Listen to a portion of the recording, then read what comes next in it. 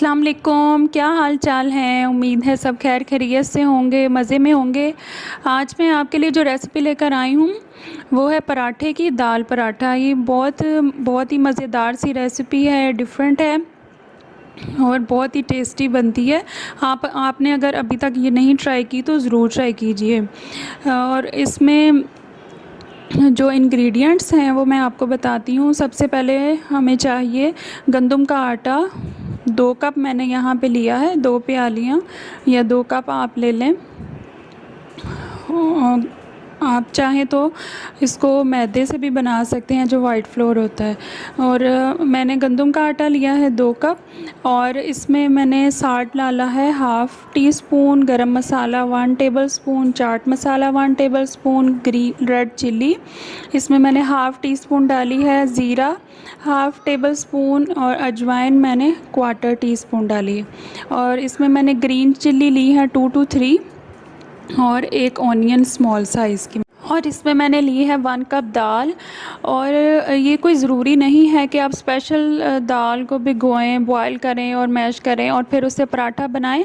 आप ये भी कर सकते हैं कि आपने अगर रात में दाल बनाई है तो आप उसको थोड़ा सा सेव कर लें और सुबह उससे मज़ेदार से पराठे बनाएं, बहुत ही टेस्टी बनेंगे। और मैं बारी बारी इसमें सब इंग्रेडिएंट्स डाल रही हूँ। नमक, गरम मसाला, चाट मसाला और सुरख मिर्च, सफ़ेद ज़ीरा और इसमें ऑनियन, प्याज डालेंगे और सब्ज़ मिर्चें डाल देंगे और साथ में अजवाइन डाल देंगे। अगर आप चाहें तो आप इसमें अनारदाना भी डाल सकते हैं। बच्चे चूँकि मुंह में आता है पसंद नहीं करते, इसलिए मैंने नहीं डाला, लेकिन उसका भी फ्लेवर बहुत अच्छा आता है।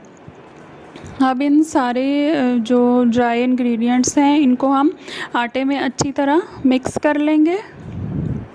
और पानी आपको इतना चाहिए जितना कि अच्छी सी डो बन जाए, ना ज़्यादा ढीला हो और ना ज़्यादा सख्त। अब इन इंग्रेडिएंट्स को अच्छी तरह हम मिक्स कर लेंगे।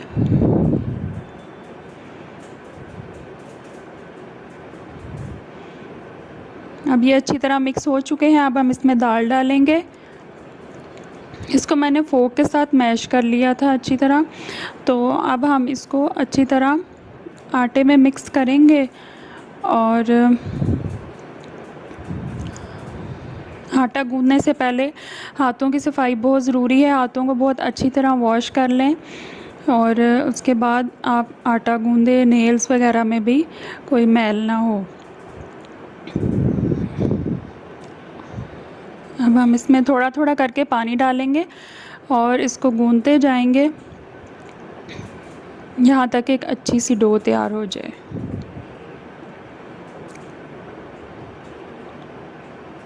ये देखें, मैं इसलिए इस तरह कर रही हूँ ताकि इंग्रेडिएंट, नमक मिर्च अच्छी तरह इसके अंदर रच जाए, कोई भी कहीं भी इकट्ठी ना रह जाए।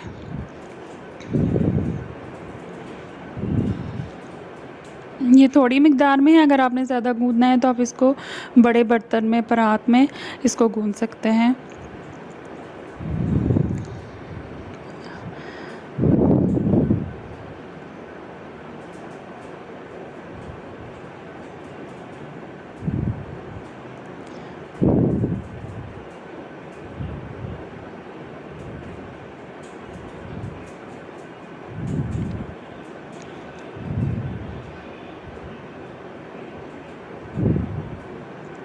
अब ये देखें, अच्छा सा ये गुंद चुका है। और अगर आप चाहें तो इसको आप 1 से 1.5 घंटे के लिए फ्रिज में रख दें और ये बहुत अच्छा सेट हो जाता है, आधे घंटे में भी सेट हो जाता है।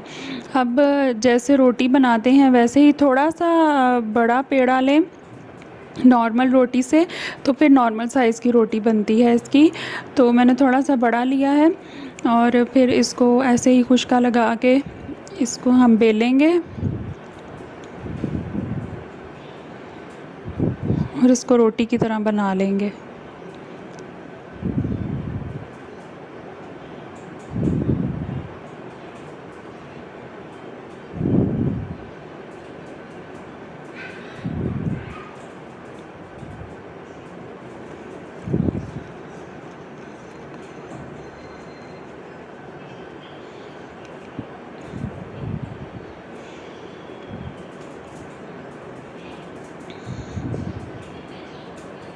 इसको एहतियात से बनाइएगा कि टूट ना जाए। एहतियात से ही इसको आपने तवे पे डालना है, और अगर कोई किनारा मोटा रह गया है तो आप इसको तवे के ऊपर ही ठीक कर लें।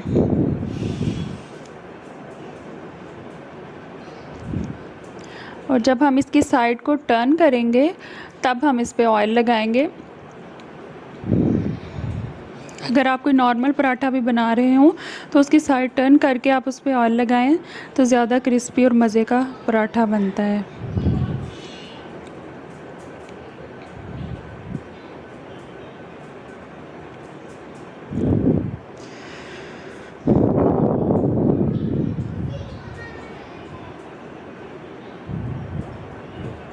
बस इसको अच्छे से बना लें और बच्चों को रायते के साथ दें। बच्चे मेरे तो केचप लगा के रोल बना के भी बड़े शौक़ से खाते हैं, तो आप ये उनको ज़रूर ट्राई कराइएगा, बहुत ही टेस्टी ये बनेगा। लें जी, ये तैयार हो चुका है। अब हम इसको प्लेट में निकाल लेंगे और गरम गरम खाएं। इसको रखेंगे तो उसका वो फ्लेवर नहीं रहना जो उसी वक़्त तवे से उतरा हुआ टेस्ट देता है। आप इसको ज़रूर खाइए और फीडबैक से आगाह कीजिए। जज़ाकल्लाह, अल्लाह हाफ़िज़।